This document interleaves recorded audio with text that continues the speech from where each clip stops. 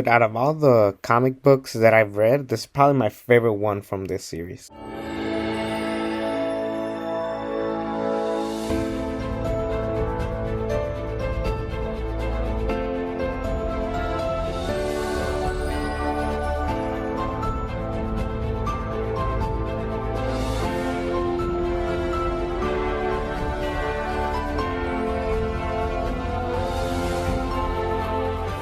If This May Be My Destiny or the final chapter to many people, basically takes place after high school where Peter Parker is moving on to college, and there is like a lot of simple stuff going on, but then it just takes a toll on Peter Parker because he's honestly ready to move on from being Spider-Man.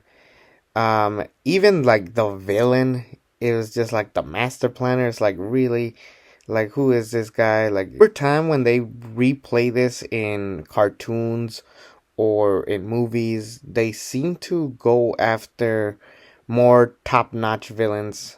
If you read the comic, you really go for a more personal level of Peter Parker because, like I said, he's starting off college, but at the same time, Aunt May is just like not feeling good. She's like been sick, but she doesn't want to worry Peter. Sure enough, she ends up passing out at one point, and then Peter has to take her to the hospital, and he just has just so much in his head. During this time, Flash Thompson is now friends with Harry and Gwen. Gwen starts feeling for Peter, like even having a crush on him.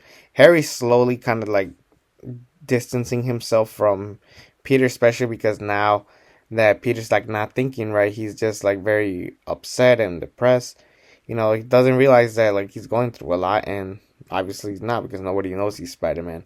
But they end up pulling a prank on him, messing up one of his experiments, and he doesn't realize it's a prank. He thinks he's really messing up, and that is just a toll of like how bad life is with Peter, and it just feels like it's like the end for Peter Parker. Like you actually start thinking like, oh, is he gonna die in this? No, but if anything, this is more famous for that Spider-Man shot of him picking up this like boulder because he goes underwater to find the master planner. There's actually a point where he wears a mask so he can breathe underwater underneath his Spider-Man mask. But that shot is like super iconic to many fans. Like I said, they've done it before at Spider-Man Homecoming, and more recently, the Spectacular Spider-Man, which I reviewed yesterday. And I've been really digging this comic because this is a more, like I said, personal Spider-Man, and he's going just he just wants to finish this off, and it just sucks that like he's just going through a lot in his personal life at the same time. Like I said, Aunt May is there, but the good news is that like there is still like a chance for like hope and love. Like I said, Gwen starts falling for him, and something about this comic just makes you feel more of like relatable because it's like you're literally telling the audience, like, or the reader I should say, that they are being heard. Like there's just so much to balance and much more responsibility that you have to take in, and it takes a toll on you.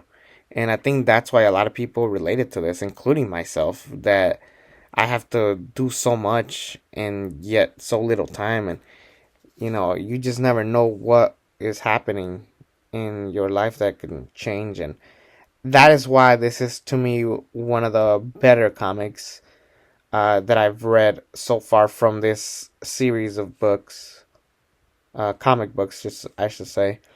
I'm giving this an 8. It's a really fun read, even though it's not like your typical fun, joyous read. But I really do like it, and it impacted so much of what Spider-Man is today. A lot of the newer Spider-Man projects take a lot from this comic, and I think it's left an impact in so many people's lives. So I can't really fault it. It is a really good comic that you should go out of your way and read. Next on this Spider-Man review series, we're going back to movies, and what better way to kick off than the Tom Holland series with Spider-Man Homecoming.